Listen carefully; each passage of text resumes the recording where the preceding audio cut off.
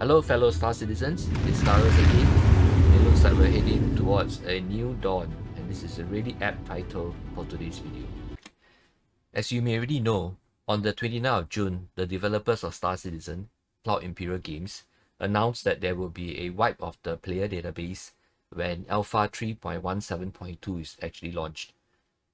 They were rather apologetic about this, basically explaining that this wipe was necessary because of some serious corruption issues as a result of what they call high concurrency during Invictus launch week.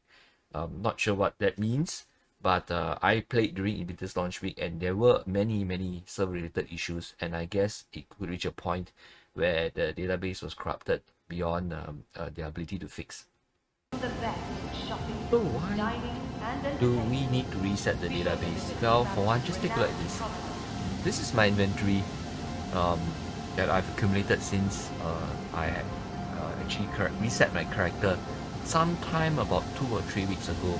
And I had reset my character precisely because I had encountered problems with the weapons loadout of one of my ships, the RSI Scorpius, which I had actually mentioned in one of the videos that I made recently. And what happened was that the Scorpius basically had a gun that was permanently missing. And, you know, try as I may, I went to buy a replacement gun. I went to fit it in, but the moment I saved and the moment I left the landing pad or the launch bay, the gun is missing again. And this problem was solved with a character reset, but the character reset was extremely inconvenient for me. I mean, the only difference with this and the wipe that CIG is going to do for 3.7.2 is really that the cash balance will also be erased. One of the reasons I understand why they needed to erase people's cash balance is because of some exploits that happened in 3.17.1, where basically a certain commodity was mispriced and players were like, making like huge fortunes buying and selling this mispriced item. I think it was audio visual equipment. I actually didn't participate in it, so I did not profit at all from this. But you just take a look at my inventory right now. So I have like multiple copies of missiles, and this came about because of the Scorpius incident as well. I had multiple guns that I did not buy.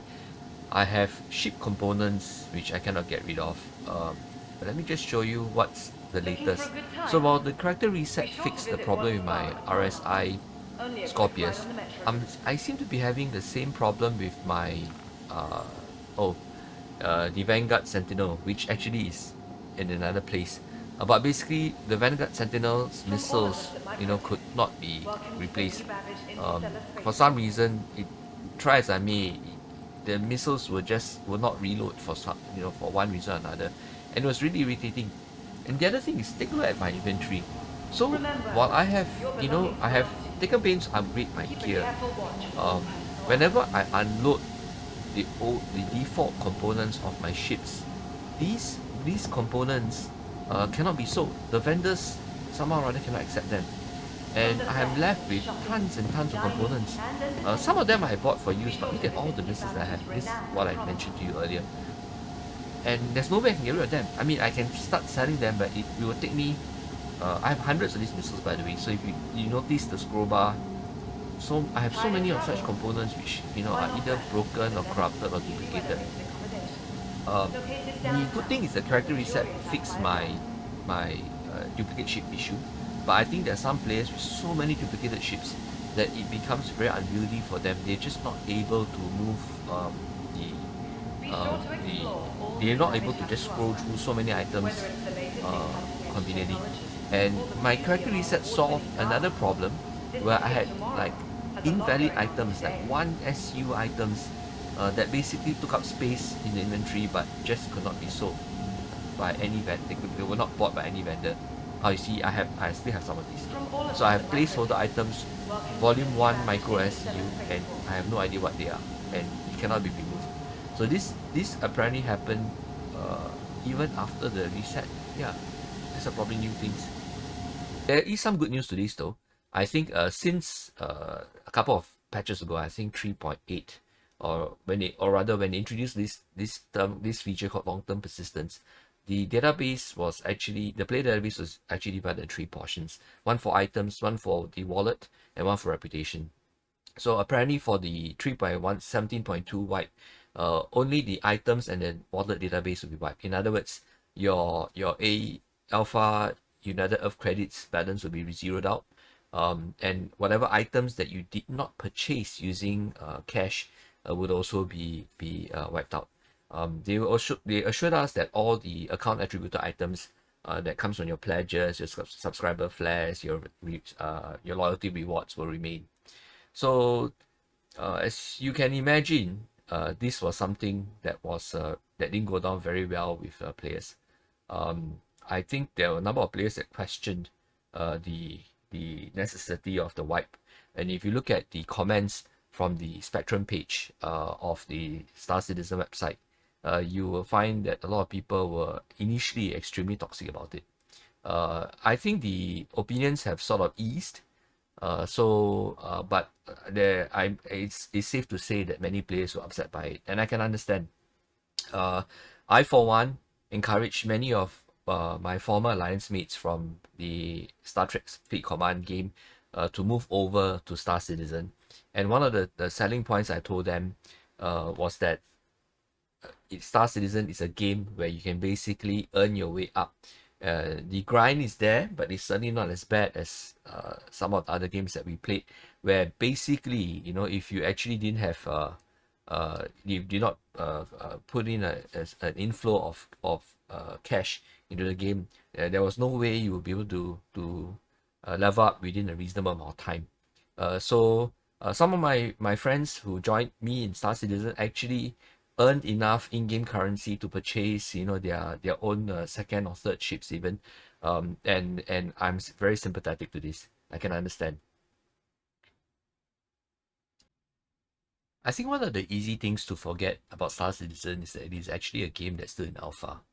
So in many senses of the word, it still needs a lot more development. Although I do have to agree that taking 10 years to develop a game is indeed long. But I think this actually belies the perfectionist streak of Chris Roberts and his team at CIG, and the level of ambition that they have put in place to see Star Citizen through into a game that combines the best of World of Warcraft, EVE Online, um, and many other games that are MMORPGs that are actually out there. So far, I must say that they have succeeded, and that while it has taken a long time, there is actually a firm roadmap on what lies ahead. So if you look at Star Citizen's website, you will see what we call a progress tracker. The progress tracker is actually a little bit more longer term. It talks about the work that the team still has to do before it reaches, hopefully, um, Alpha 4.0, and then hopefully beta, and then later launch. But there is a more micro perspective about what they're doing with each individual patch. So we are at 3.17, which was released in April. But there are actually a couple of more things that are committed that yet to be released in 3.172, which is one of the reasons why the wipe was necessary. So we are looking forward towards new venues, basically colonism outposts, derelict sites. There will be more jump points in the Stanton system. Um, there are these all released. So there are improvements of AI. Basically, the AI will reinforce themselves, and there are also plans to make sure that NPCs are allowed to roam about the planetary surface a little bit more realistically. So there are many things. So new missions are coming up. A new dynamic, a new dynamic event called the Siege of Orison. Uh, New missions that are coming to us. So these are all the things that we are looking forward to in the immediate future, and we're talking about the next couple of weeks. So 3.17.2 is already in the public testing servers. I have actually played around with it, and I think it's actually reasonably polished. And it will likely come out in end of July. And then we're looking towards more improvements by way of 3.18, which introduces what we call a cargo system refractor, which basically is a way to sort of physicalize individual cargo components in the game. Right now for traders, loading up 696 standard cargo units of, say, metals takes mere seconds, but I think with this cargo system refractor, it'll be bit more realistic. You will need like ships to load them, load the larger haulers, and to sort of load and unload them, and so on and so on and so forth. You may even need to sort of have some kind of ferry system, much like how in Singapore, where we used to have bumboats to service the large ships that dock off the Singapore River, and the bumboats will bring all the goods from these larger ships into the mouth of the river and onto the various piers and wharves that were there in the past. So the planetary orbital stations will have a larger role to play with the cargo system refractor. I would imagine the cargo system refractor to also necessitate another item wipe. We don't know, but this is likely. There will be salvage functions, or a whole new salvage gameplay track that will open up with 3.18. Of course, with that, new ships focusing on salvage itself, new salvaging tools. And then we have what we call a very exciting technology called persistent entity streaming, which I touched on earlier. But basically, is this technology where something that you interact with or you drop or place in any part of the Star Citizen universe will persist throughout time. And these are very exciting things that we can look forward to. So all these changes might mean that we will have to adjust, and have to make some sacrifices on the way. In my opinion, while I would rather not have loss in my AUEC balance. The new missions this will actually entice me to try out the new missions, to sort of find new gameplay loops, and maybe even decide on new careers for myself in Star Citizen. Maybe perhaps with the introduction of salvage, I would choose salvage as a career track. So these are all things that it's really quite ambitious. In fact, right now I'm looking forward. I haven't had a chance to play actually, but I'm looking forward to the new dynamic events. So Jump Town is back. So this is basically event where players are encouraged to sort of either take the side of the law enforcement agencies, or to take the side of a pirate, and basically either contradict drug operation or actually to assist in it. So these are some of the exciting missions that you can actually take, sort of take part in. I will do a separate video on this maybe, but the instructions are actually on the Star Citizen website. And then we have a Nine Tails lockdown event too, where basically the Nine Tails gang actually managed to lock down a certain part of Crusader space. And what are you going to do to either break or assist in the blockade? So these are all very interesting things that I'm looking forward to trying out in the next couple of days. So stay tuned and join me in the quest to be a Star Citizen. So it's been a longer video than I intended to be, but this is Starus, and I'll see you next time.